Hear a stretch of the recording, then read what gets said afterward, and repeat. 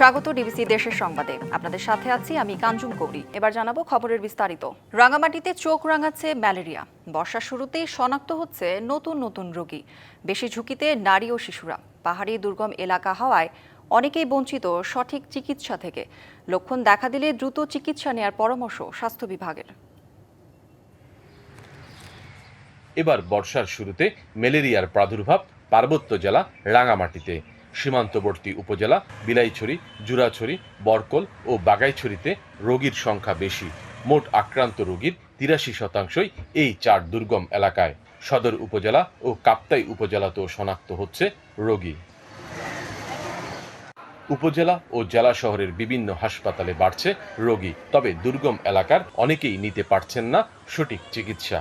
কয়েক 2 দিন ধরে একটু সুস্থ আছি আর কি। জ্বর ছিল, বমিও ছিল, তারপরে যখন বেশি খারাপ লাগছে তারপরে দিছি, পরীক্ষা দিছি। জ্বর ছিল, আর ঘাড় ব্যথা, আর শারীরিক দুর্বলতা, এই লক্ষণগুলো ছিল আর কি। ম্যালেরিয়া রোগীদের সেবায় অগ্রাধিকার দিয়ে কাজ করে যাচ্ছেন চিকিৎসকরা। ম্যালেরিয়া রোগী পাচ্ছি বেশিরভাগ বিলাইছড়ি, জুরাইছড়ি, বলকল এই এলাকাগুলো থেকে। আমাদের কথা হচ্ছে যে কোনো রোগী জ্বর মানেই প্রথম ম্যালেরিয়া পরীক্ষা করতে হবে, সেটা সে যেখানে অবস্থান করুক না কেন। আমাদের পর্যাপ্ত কিট অ্যাভেলেবল আছে, আর যে গ্লাস স্লাইড এক্সামিনেশন এটা অ্যাভেলেবল আছে। সবার সম্মিলিত প্রচেষ্টা ও সচেতনতা বৃদ্ধির মাধ্যমে ম্যালেরিয়া রোগীর সংখ্যা কমিয়ে আনা সম্ভব বলে মনে করছেন চিকিৎসা সংশ্লিষ্টরা। সৈকত রঞ্জন চৌধুরী, ডিবিসি নিউজ, রাঙামাটি। কিশোরগঞ্জের ভৈরবে সরকারি হাসপাতালে দেখা দিয়েছে নানা অসঙ্গতি। চলছে তীব্র চিকিৎসক সংকট, এমনকি নেই ডেঙ্গু ও করোনা পরীক্ষার কিটও। ফলে মিলছে না কাঙ্ক্ষিত সেবা। ৩১ কোটি টাকা ব্যয়ে ২০২২ সালে নির্মাণ হয় ভৈরব উপজেলা স্বাস্থ্য কমপ্লেক্স। ১০০ শয্যার অবকাঠামো নির্মাণ করা হলেও কার্যক্রম চলছে ৫০ বেডের। হাসপাতালের প্রতিদিন সেবা নিতে ভিড় করেন শত শত মানুষ। উপজেলার ৭টি ইউনিয়ন সহ আশেপাশের রোগীরাও আসেন এখানে। নির্মাণের ২ বছর পর ১০০ শয্যায় উন্নীত করা হলেও এখনও পায়নি প্রশাসনিক অনুমোদন, হয়নি জনবল নিয়োগ, ফলে খুঁড়িয়ে চলছে এর কার্যক্রম। চিকিৎসকের ২৯টি পদের মধ্যে ১৩টি শূন্য। এছাড়াও ছুটি, বদলি ও প্রশিক্ষণের কারণে অনুপস্থিত বেশ কয়েকজন। রোগীর সেবায় রয়েছেন মাত্র ৬ জন চিকিৎসক। ডাক্তার সংকটে সীমাহীন দুর্ভোগ পোহাতে হচ্ছে রোগীদের। এছাড়াও বিদ্যুৎ চলে গেলে ভর্তি ও বহির্বিভাগে সেবা নিতে আসা রোগীরা পড়েন বিপাকে। ১ থেকে ২ জন ডাক্তার, এই ২ জন ডাক্তারের দ্বারা আমাদের হসপিটালে যে সাধারণ মানুষ আছে সবাই কষ্টের মধ্যে আছে। ২ ঘন্টা ২.৫ ঘন্টা দ্বারা সেরেও তারপরে কোনো চিকিৎসা পায় নাই। ওনারা রেফার করছে, ওই ম্যাডামে রেফার করছে ২০১ নম্বরে যাওয়ার লাগা। মনে করেন আইসি চিকিৎসা করতে ফুল চিকিৎসা পাই নাই। ওষুধ এখানে নাই, একটা দিছে, বাকি ওষুধ সবগুলো কিনে আনছি বাইরের থেকে। শিগগিরই চিকিৎসক সংকট সহ সমস্যাগুলো কাটিয়ে উঠতে পারবেন বলে জানান এই কর্মকর্তা। আমাদের ভৈরব উপজেলা স্বাস্থ্য কমপ্লেক্স ১০০ শয্যায় উন্নীত হয়েছে, কিন্তু এটা শুধুমাত্র অবকাঠামোগতভাবে। এটার এখনো কোনো প্রশাসনিক অনুমোদন আসেনি। আমাদের ডাক্তার সংকট তীব্র আকার ধারণ করেছে। তো আমি ব্যক্তিগতভাবে ডাক্তার আনার চেষ্টা করছি। আশা করি আর হয়তো বা ১ মাস সময়ের মধ্যে আমি এটা ঠিক করে ফেলতে পারবো। দ্রুত জনবল নিয়োগ সহ অসঙ্গতি দূর করতে ব্যবস্থা নেবে স্বাস্থ্য বিভাগ, এমনটাই প্রত্যাশা স্থানীয়দের। DBC news desk. বিপর্যয়ে দেখা দিয়েছে কক্সবাজার ২৫০ শয্যার জেলা সদর হাসপাতালের স্বাস্থ্যসেবা কার্যক্রমে। অর্থ সংকটে ৫ দিন বন্ধের পর সিসিইউ ইউনিট চালু হলেও বিশেষজ্ঞ চিকিৎসক সহ শূন্য রয়েছে উল্লেখযোগ্য সংখ্যক পদ। যদিও কর্তৃপক্ষ বলছে জনবল সংকট নিরসনে নেওয়া হয়েছে উদ্যোগ, আর বিশ্ব ব্যাংকের অর্থায়নে পরিচালিত প্রকল্পটি নতুন করে চালু করতে উদ্যোগ নেওয়া হয়েছে। কক্সবাজার জেলা সদর হাসপাতাল ২৫০ শয্যার সরকারি স্বাস্থ্য সেবার সর্বোচ্চ প্রতিষ্ঠান। প্রতিদিন এখানে চিকিৎসা নিতে আসেন জেলার প্রায় ২৮ লাখ মানুষ, ১৩ লাখ রোহিঙ্গা ও পর্যটকরাও।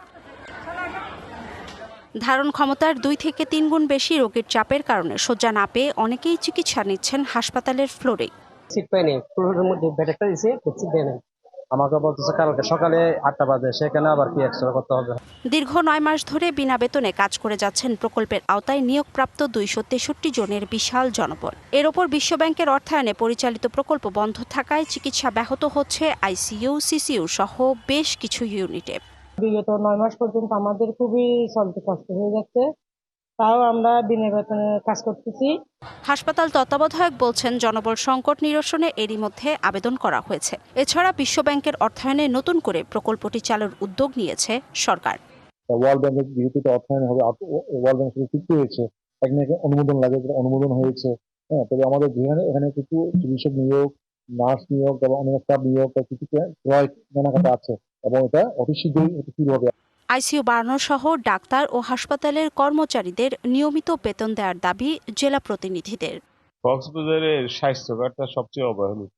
এটা আমি সরকারের কাছে জোর দাবি জানাই যে মানবিক দিক দেখে এটা আইসিইউটা বাড়ানোর জন্য ডাক্তাররা আছেন নিয়মিত বেতন দেওয়ার জন্য। কক্সবাজার সদর হাসপাতালে মোট মঞ্জুরিকৃত 656 পদের মধ্যে শূন্য 227টি। DBC news desk. পঞ্চগড়ের তেঁতুলিয়া ও সদর উপজেলার 2 সীমান্ত দিয়ে 18 জনকে পুষ্টিন করেছে ভারতীয় সীমান্তরক্ষী বাহিনী বিএসএফ। ভোরে তেঁতুলিয়া উপজেলার সুকানি ও সদর উপজেলার টোকাপাড়া ও জয়ধর ভাঙ্গা দিয়ে তাদের পুষ্টিন করা হয়। পরে বিজিবির টহল দল তাদের আটক করে স্থানীয় ক্যাম্পে নিয়ে যায়। নীলফামারী 56 বিজিবির আওতাধীন সুকানি বিওপি এলাকা দিয়ে বিএসএফ এর সদস্যরা সীমান্তের 741 নম্বর পিলার এলাকা দিয়ে 5 জনকে পুষ্টিন করে। আর মহারাজা দিঘির সীমান্ত দিয়ে ঠেলে পাঠানো হয় আরও 6 জনকে। মেহেরপুরে 2 মোটরসাইকেলের সংঘর্ষে এইচএসসি পরীক্ষার্থী সহ 2 জন নিহত হয়েছেন। বেলা 11:15টার দিকে বন বিভাগের সামনে এই দুর্ঘটনা ঘটে। নিহত মাহফুজুর রহমান জনস্বাস্থ্য প্রকৌশল অধিদপ্তর গাংনী উপজেলা কার্যালয়ের সহকারী প্রকৌশলী এবং আকমল হোসেন মেহেরপুর সরকারি টেকনিক্যাল স্কুল অ্যান্ড কলেজের এইচএসসি পরীক্ষার্থী। পুলিশ জানায়, মেহেরপুর কুষ্টিয়া আঞ্চলিক মহাসড়কে বন বিভাগের সামনে 2 মোটরসাইকেলের সংঘর্ষ হলে মাহফুজুর ও আকমল রাস্তার ওপরে ছিটকে পড়েন। পরে স্থানীয়রা মেহেরপুর জেনারেল হাসপাতালে নিয়ে গেলে চিকিৎসক তাদের মৃত ঘোষণা করেন। এদিকে নাটোরের গুরুদাসপুরের নয়াবাজার এলাকায় কয়েকটি ট্রাকের মুখোমুখি সংঘর্ষের ঘটনা ঘটেছে। এতে কোনো হতাহতের ঘটনা না ঘটলেও প্রায় ঘণ্টাব্যাপী উভয় পাশে দীর্ঘ যানজট সৃষ্টি হয়। পরে হাইওয়ে পুলিশ গিয়ে রাস্তার উপরে পড়ে থাকা দুর্ঘটনা কবলিত ট্রাকগুলো সরালে যান চলাচল স্বাভাবিক হয়। মাগুরায় বিদ্যুতায়িত হয়ে মা ও মেয়ের মৃত্যু হয়েছে।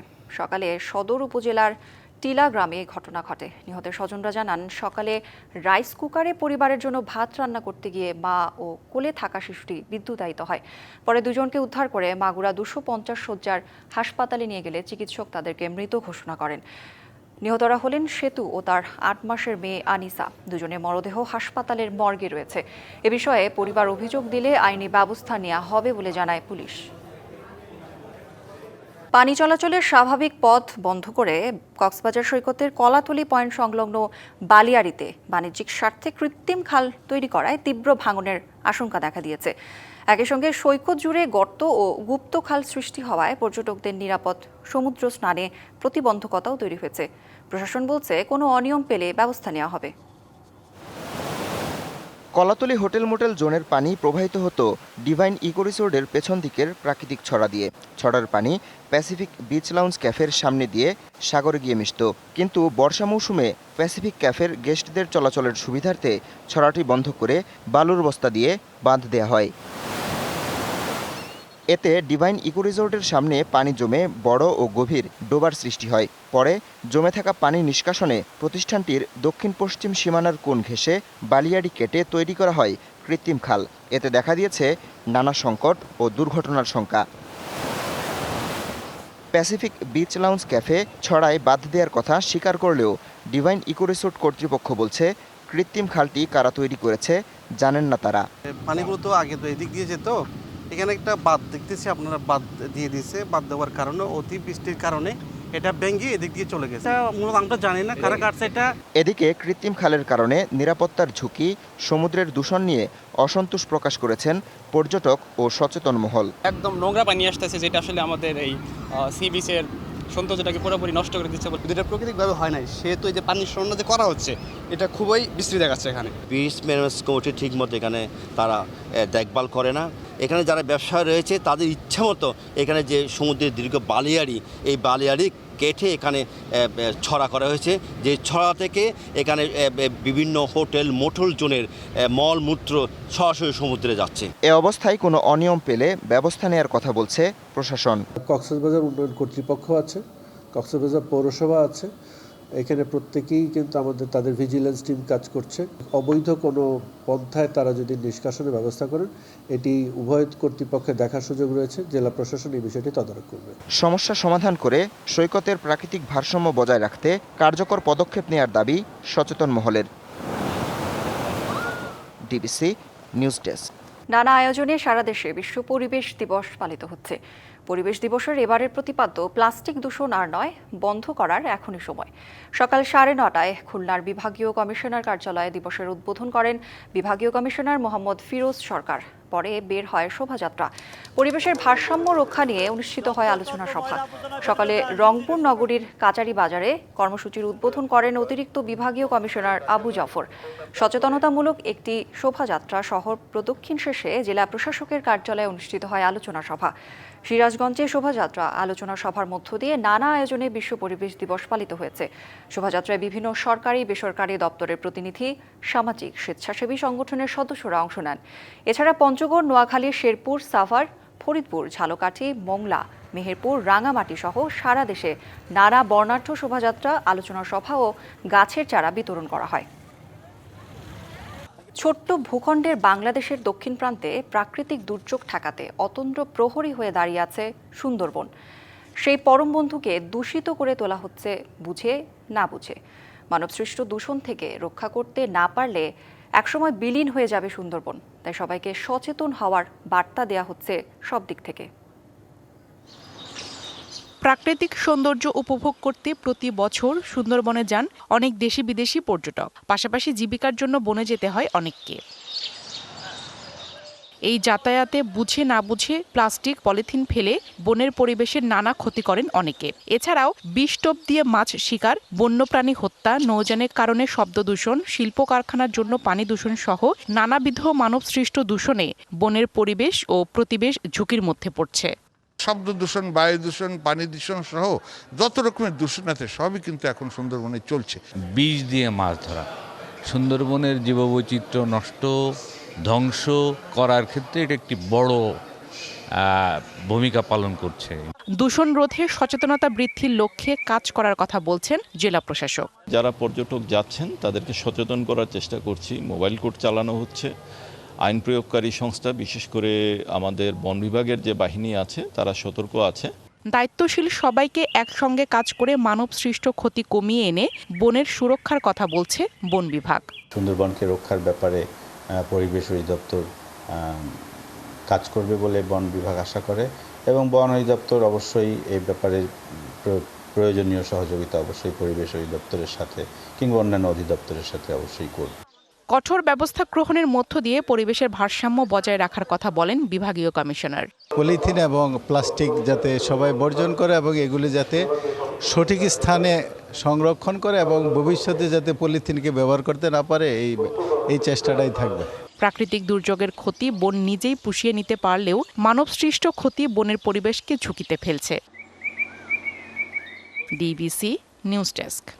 5ই আগস্টের পরে যেসব তৈরি পোশাক কারখানা বন্ধ হয়ে গেছে সেগুলোর অবস্থা আগে থেকেই খারাপ ছিল। তবে দেশের ব্যবসার পরিস্থিতি অনেকটাই ভালো। নতুন করে ক্রয় আদেশ আসছে, বেড়েছে রপ্তানি, যা সামাল দিতে পারছে না চট্টগ্রাম বন্দর। এসব কথা জানিয়েছেন শ্রম ও কর্মসংস্থান উপদেষ্টা অবসরপ্রাপ্ত brigadier general M Shakhawat Hossain. দুপুরে সাভারে বাংলাদেশ লোক প্রশাসন প্রশিক্ষণ কেন্দ্রে সামরিক বাহিনীর এক সেমিনারে যোগ দেন তিনি। এ সময় সাংবাদিকদের জানান, বন্ধ হয়ে যাওয়া কারখানাগুলোর নামে কয়েকশো কোটি টাকা ব্যাংক ঋণ আছে। টাকা পরিশোধ না করায় এখন ব্যাংক তাদের ঋণ দিচ্ছে না। এজন্য তারা কারখানা চালাতে পারছে না। বন্ধ হয়ে যাওয়া বেশিরভাগ কারখানায় মালিক 5ই আগস্টের পর বিদেশে চলে গেছেন। এখন যে সমস্ত কারখানা বন্ধ হয়ে গেছে এগুলো বন্ধ হওয়ার মতোই ছিল। ব্যাংক থেকে টাকা নিয়েছে, টাকা ফেরত দেয় না। ব্যাংক এখন টাকা দেয় না, তারা চালাতে পারছে না। তো টাকা পয়সা নেওয়া বেশিরভাগই বিদেশে হয়ে গেছে। সব তো আমাদের দেশের গার্মেন্ট যদি বন্ধ হয়ে যেত তাহলে 17% ইনক্রিজ তো হয় না, 17% ইনক্রিজ হচ্ছে ইন এক্সপোর্ট। আমাদের এক্সপোর্ট কী? এক্সপোর্ট হচ্ছে গার্মেন্ট। আমাদের যেরকম পোর্ট কুলাতে পারছে না। চট্টগ্রামে কাস্টমস কর্মকর্তাদের কলম বিরতির ফলে আমদানি রপ্তানি কার্যক্রমে দেখা দিয়েছে স্থবিরতা। বন্দরে খালাস কার্যক্রম বিঘ্নিত হওয়ায় উৎপাদনমুখী শিল্পে নেমেছে ধস। এই অবস্থায় পণ্যের সরবরাহে সংকট তৈরি হয়ে বাজার অস্থির ও আবারও কন্টেইনার জটের আশঙ্কা ব্যবসায়ীদের। প্রায় ৫৪,০০০ টিউএস ধারণ ক্ষমতার চট্টগ্রাম বন্দরে এখন কন্টেইনারের সংখ্যা ৪২,০০০ টিউএস। পাশাপাশি ২১টি অফডকে রয়েছে ৭৯,৩৫৯ টিউএস। দেশের বৃহত্তম কাস্টমস হাউসে কর্মবিরতির ফলে আমদানি ও রপ্তানি পণ্যের উপর শুল্কায়ন সহ সব ধরনের কার্যক্রমে ঘটছে বিঘ্ন। শুল্কায়ন না হওয়ায় বন্দর থেকে ডেলিভারি হচ্ছে না পণ্য। ভোগান্তিতে আমদানি রপ্তানিকারকেরা। কলম বিরতি এটা আমরা এবার তো আর প্রত্যাশা করিনি। আমরা মনে করেছিলাম সরকার এটার বিগত সময় এটা সলিউশন হয়ে গেছে। ইন্টারিম গভর্নমেন্ট ওনারা এটা অতি দ্রুত শেষ করতে না পারলে আমরা অসম্ভব অসহায়ত্ব প্রকাশ করছি। আকস্মিক কর্মবিরতিতে উদ্বিগ্ন বন্দর সংশ্লিষ্ট ব্যবসায়ীরা। এই ধরনের চলাবস্থা যদি চলতে থাকে তাহলে ব্যবসা বাণিজ্যের অপূরণীয় ক্ষতি হবে এবং সরকার রাজস্ব আহরণ থেকেও বঞ্চিত হবে। আমরা আশা করছি সরকার নীতি নির্ধারণী মহলে অতি সত্বর আলাপ আলোচনার মাধ্যমে এই সমস্যার সমাধান করা। কর্মবিরতির কারণে জাহাজ থেকে পণ্য খালাস ও ডেলিভারি দেয়া সম্ভব হচ্ছে না। তৈরি হয়েছে কন্টেইনার ও জাহাজ জট। এতে ৪ গুণ বেশি জরিমানা গুনতে হচ্ছে ব্যবসায়ীদের। গত 10 দিন প্রায় টানা বন্ধের কারণে যেই কন্টেইনারটা কিছুটা জমে গিয়েছিল সেগুলো আমরা ক্রমান্বয়ে ক্লিয়ার করছি। এখন ওদের কর্মবিরতি এবং অন্যান্য সমস্যার কারণে যদি ডিউটি পেমেন্ট ডিলে হয় তাহলে তো সিএনএফ কিংবা আমদানি রপ্তানিকারকরা মালামাল ডেলিভারি নিতে পারবে না।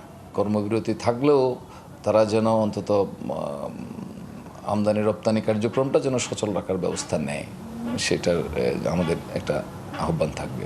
কন্টেইনার জট হলে বাধাগ্রস্ত হবে বন্দরের স্বাভাবিক কার্যক্রম, প্রভাব পড়বে অর্থনীতির উপর, এমনটাই মনে করছেন সংশ্লিষ্টরা। মাসুদুল হক, ডিবিসি নিউজ, চট্টগ্রাম। চট্টগ্রাম বন্দরের এনসিটি বিদেশিদের ইজারা দেয়া মায়ানমারের রাখাইনে মানবিক করিডোর ও আকাশ নেটওয়ার্ক স্টারলিংকে দেওয়ার চুক্তি বাতিল সহ নানা দাবিতে ২৭ ও ২৮ জুন ২ দিনব্যাপী ঢাকা থেকে চট্টগ্রাম অভিমুখে রোড মার্চের ডাক দিয়েছে সাম্রাজ্যবাদ বিরোধী দেশপ্রেমিক জনগণ প্ল্যাটফর্ম। দুপুরে চট্টগ্রামের চিরাগি পাহাড়ে বৈঠকখানা কমিউনিটি হল রুমে সংবাদ সম্মেলনে এসব তথ্য জানান নেতারা। সার্বভৌমত্ব রক্ষা ও বিদেশি আগ্রাসন থেকে বন্দরকে বাঁচাতে এ কর্মসূচি উল্লেখ করে নেতারা বলেন, একটি স্বয়ংসম্পূর্ণ বন্দর হিসেবে এনসিটিকে নতুন দেশি বিদেশি বিনিয়োগের সুযোগ নেই। এর মধ্য দিয়ে এর পেছনে বিশ্ব ব্যাংক ও সাম্রাজ্যবাদী চক্রান্ত আছে বলে অভিযোগ করেন তারা। রোড মার্চটি ঢাকা থেকে রওনা হয়ে কুমিল্লা ও ফেনীতে সমাবেশ করবে। শনিবার বিকেলে বারিক বিল্ডিং মোড়ে জনসভা করে বন্দর অভিমুখে রওনা দেবে। বরিশাল সরকারি বিএম কলেজের শিক্ষক সংকট এবং একাডেমিক ভবন ও আবাসন সংকট নিরসনে ৫ দফা দাবিতে সড়ক অবরোধ করে বিক্ষোভ করেছে শিক্ষার্থীরা। বেলা ১১টায় কলেজের সামনের সড়ক অবরোধ করে দাবি আদায়ে স্লোগান দেন তারা। এ সময় ব্যবহারের অনুপযোগী অডিটোরিয়াম এবং বিভিন্ন বিভাগের সংস্কার এবং পরিবহন সংকট নিরসনের দাবি জানান তারা। এতে নগরীর নতুন বাজার থেকে নকুল্লাবাদ সড়কে যান চলাচল বন্ধ থাকায় দুর্ভোগে পড়েন নগরবাসী। পরে আলোচনার পর শিক্ষার্থীরা সড়ক ছেড়ে দিলে যান চলাচল স্বাভাবিক হয়।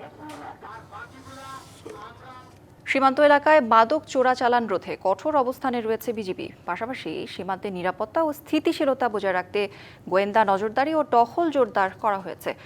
সিলেটের জৈন্তাপুর সীমান্তে স্থানীয়দের সাথে মতবিনিময় সভা শেষে এসব কথা জানান বিজিবি সিলেটের sector commander colonel Mohammad Saiful Islam Chowdhury. আরও বলেন, সীমান্ত সুরক্ষা ও স্থিতিশীলতা বজায় রাখতে তৎপরতা বাড়িয়েছে বিজিবি।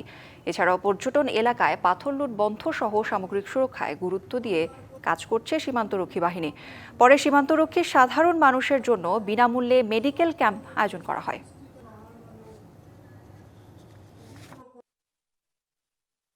বিজিবি হেডকোয়ার্টারের যে নির্দেশনা অনুযায়ী আমরা কিন্তু মাদক বিরোধী অভিযান, চোরাচালান বিরোধী অভিযান প্রতিনিয়ত এই অভিযান পরিচালনা করছি। ২০০ কোটি টাকার মালামাল ধরা পড়েছে গত ৬ মাসে। মাদকদ্রব্যের অপব্যবহার ও অবৈধ পাচার বিরোধী আন্তর্জাতিক দিবস উপলক্ষে সুনামগঞ্জের বিশ্বম্ভরপুর সীমান্ত এলাকায় মাদক বিরোধী জনসচেতনতা সভা করেছে সুনামগঞ্জ ব্যাটালিয়ন ২৮ বিজিবি। উপজেলার রতারগাঁও গুচ্ছগ্রামে অনুষ্ঠিত সমাবেশে সীমান্ত এলাকার বাসিন্দাদের মাদকের কুফল বিষয়ে সচেতন করা হয়। অবৈধভাবে মাদক পাচার, সেবন ও ক্রয় বিক্রয় বিরত থাকতে এলাকাবাসীর প্রতি আহ্বান জানান সংশ্লিষ্টরা। এছাড়াও অবৈধ পাচার রোধে তথ্য দিয়ে আইনশৃঙ্খলা বাহিনীকে সহযোগিতা করতে সর্বস্তরের জনগণকে অনুরোধ জানানো হয়। সভায় অন্যান্যদের মধ্যে বক্তব্য রাখেন সুনামগঞ্জ ব্যাটালিয়ন ২৮ বিজিবির অধিনায়ক lieutenant colonel AKM Zakaria Kadir, উপজেলার নির্বাহী কর্মকর্তা মফিজুর রহমান, বিশ্বম্ভরপুর থানার ভারপ্রাপ্ত কর্মকর্তা মোখলেসুর রহমান, মাদক নিয়ন্ত্রণ অধিদপ্তর সুনামগঞ্জের সাব ইন্সপেক্টর আদনান আরিফ রিফাত। ঝিনাইদহের শৈলকুপার বরুরিয়া গ্রামে গড়াই নদীর ভাঙনে নিঃস্ব বহু মানুষ। সহায় সম্বল হারিয়ে এলাকা ছেড়েছে ৫০০ পরিবার। চলতি বর্ষার শুরুতেই ভাঙনের তীব্রতা বাড়ায় মানচিত্র থেকে হারিয়ে যাওয়ার শঙ্কায় লোকালয়টি।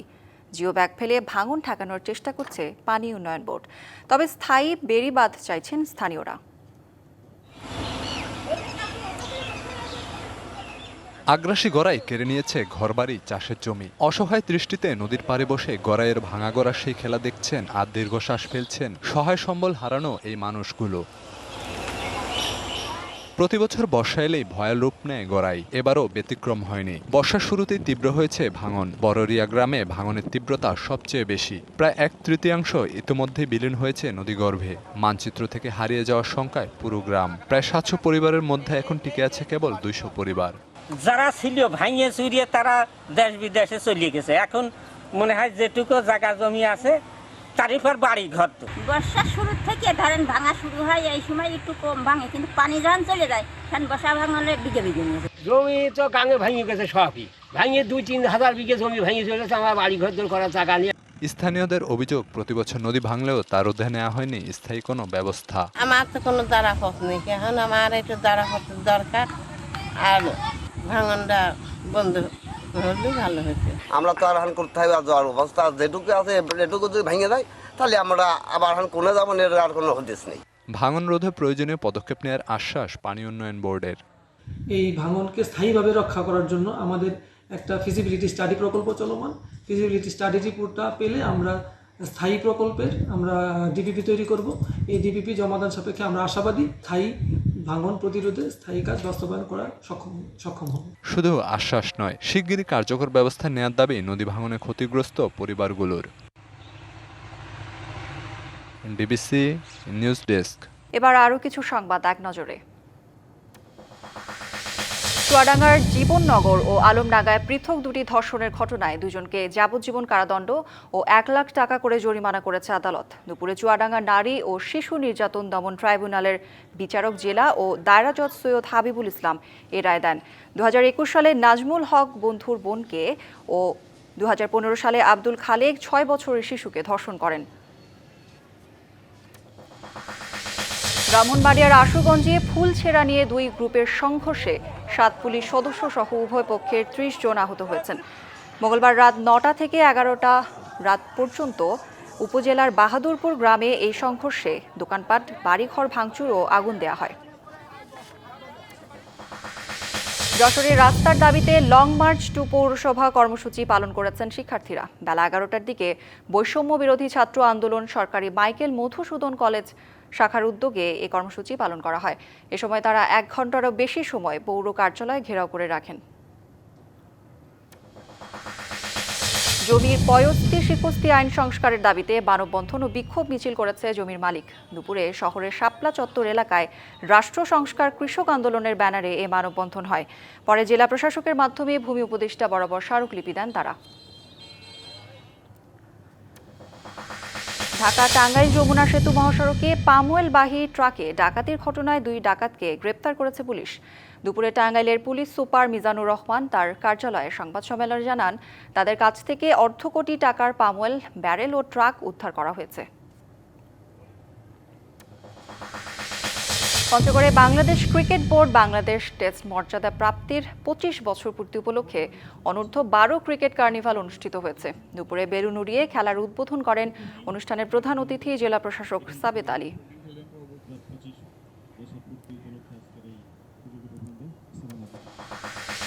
ডিবিসি দেশের সংবাদে এই ছিল এখনকার মতো। ডিবিসি নিউজের সংবাদগুলো পড়তে ভিজিট করুন dbcnews.tv আর ভিজিট করুন ডিবিসির ফেসবুক পেজ এবং ইউটিউব চ্যানেল। ডিবিসির সঙ্গেই থাকুন।